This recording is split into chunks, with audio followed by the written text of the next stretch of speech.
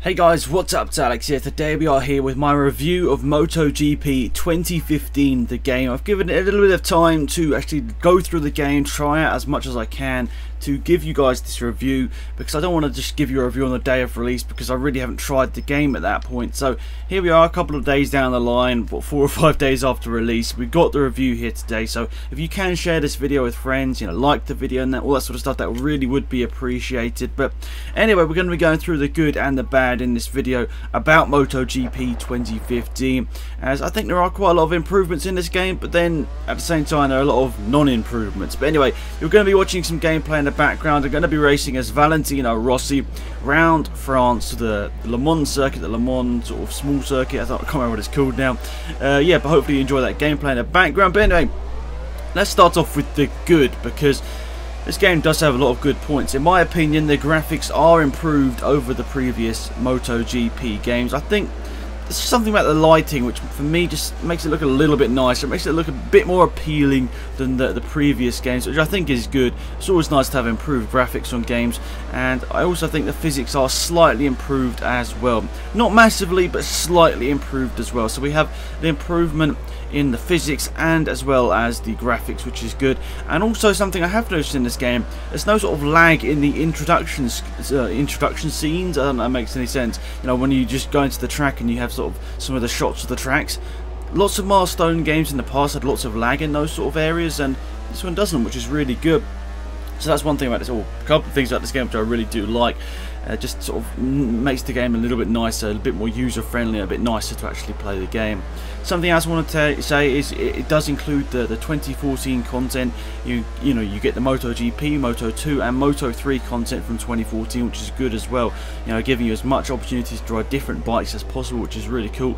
Especially if your favourite rider isn't actually racing this year, you get to go from 2014 standards to go back to them and race with them, which is pretty cool.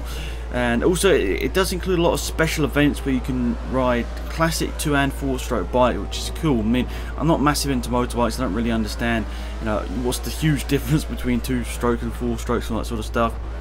I know it's something to do with the engine, but you know what I mean. I don't know what the huge difference is in terms of speed and that sort of stuff. So yeah, not a massive motorbike fan, but it's always cool to have as many different bikes to go on as possible. It gives you a bit more time in the game, it gives you a lot more sort of longevity in the game. Say you're a bit bored with career mode, you can always do some sort of season in a classic mode or something. But this is something as well which I think is quite cool. I mean, I think they've had it in the other MotoGP games as well. The rewind feature, because this was actually my first ever race on the 2015 MotoGP bike, so I was just like, okay, I'm going to make mistakes, so let's leave those rewind flashback things on. So yeah, I kept those on. Oh, there's a mistake from Marquez there, which is sort of actually good, seeing the AI make mistakes.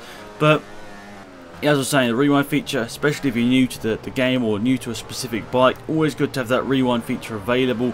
Especially when you get down the line, you won't need it, but to start off with, it's always good to have that rewind feature enabled. But yeah, that's cool as well. But one of the things a lot of people have been talking about, which I actually forgot to mention in my preview, is that you can actually create your own team in career mode, which is really, really cool.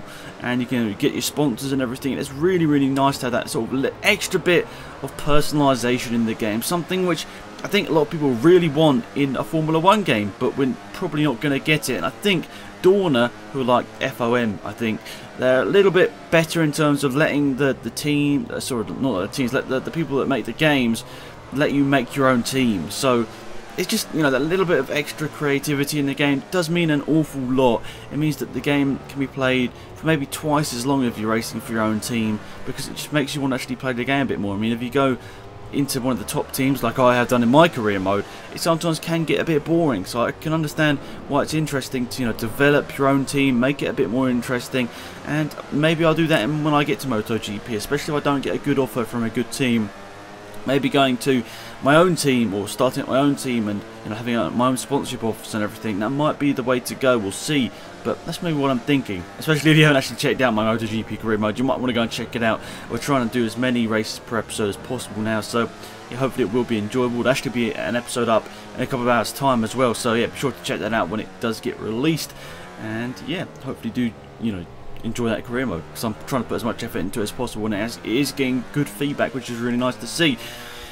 But with any review, you've got to give some negatives as well, and in my opinion, whilst this game is an improvement in many areas, it's not a huge improvement over MotoGP 2014, and I want to be honest with you guys, it's not that different to MotoGP 2014. So if you're not a massive fan of the game, or you don't really make YouTube videos or anything to play with your subscribers and all that sort of stuff, probably best to wait for it to come down in price a little bit, because in all honesty it isn't really that much different to MotoGP 2014. Obviously the improved graphics of the including 2014 content in this game and everything is cool, special events, making your own team, it's all an improvement, but it's not a huge improvement over 2014. It's not a massive difference, I should say. It's an improvement, but it's not a massive difference. So yeah, overall guys, I've got to say it's a very good game. I'm enjoying it an awful lot, and it's hard to tell because when you first get a game you always like it, and then it's down the line it always gets like a bit boring or repetitive. But at the moment I really am enjoying this game. The career mode is really fun. It's nice to have that little bit of difference in the career mode, obviously making your own team and everything. So yeah, it's a good game. It's got a lot of longevity in this game. I nearly messed up words there, but yeah, a lot of longevity in the game, and you can play it for a long time. And also, for anyone wondering, you can actually download the Moto 2 and Moto 3 packs for the game. They don't come included in the PS4 and Xbox One version, I don't think, but you can actually download it and it'll be available for the game. I actually have downloaded it after the next career mode you're going to be watching. So the one you're watching later, I haven't downloaded this extra content, but the one after you're going to be seeing full Moto 3 grids. But anyway guys, thanks for watching this video. I hopefully enjoyed it. Overall, I'd give this game an 8 out of 10. It's got improvement to be better if they do some updates, small things just to make it a little bit more interesting, and maybe some extra bikes or something. That'd be cool. But anyway guys, thanks for watching. It's been AlexZAfRo. Goodbye.